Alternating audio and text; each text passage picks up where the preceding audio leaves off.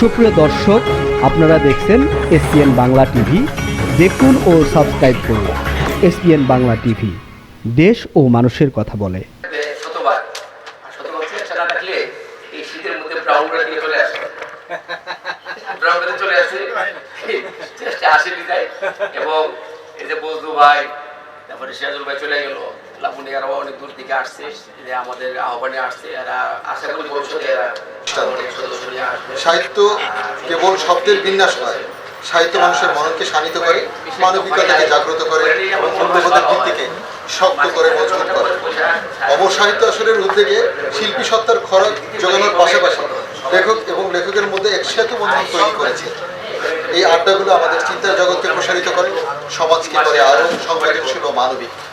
আমার বাবা ছোটবেলায় আমাকে একটি কথা বলতেন, জীবনে অনেক চড়াই উতরাই আসবে, আসবে অনেক ঝড়, কখনো কখনো মনে হবে জীবন বোধহয় এখানেই শেষ, কিন্তু ঠিক তখনই হাল ছেড়ে দিও না, জাস্ট একটি কাজ করো, জাস্ট কিপ ব্রিথিং।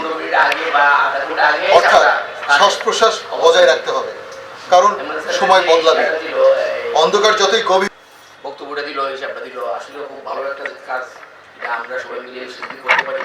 যে একটা বলা হয় যে একের 10-এর লড়ি 1-এর বোঝা, 10 জন যদি আমরা সহযোগিতা করি, একজনকে দিয়ে এগিয়ে যেতে পারবি, আর একজনকে দিয়ে আমরা কখনো আগাতে পারবো না।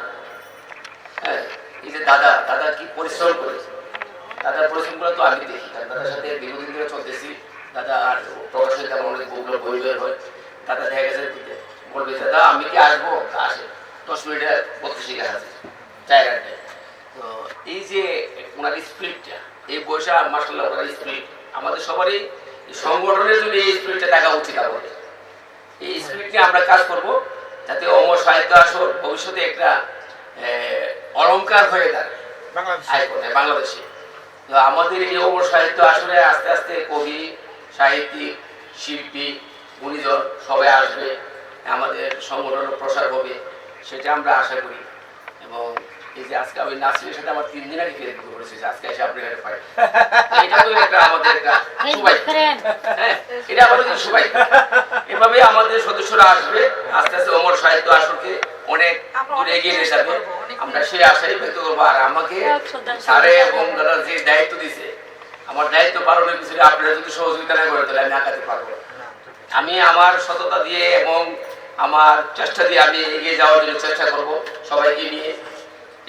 এই প্রত্যাশা রেখে আমার বক্তব্য শেষ করছি। আসসালামু আলাইকুম।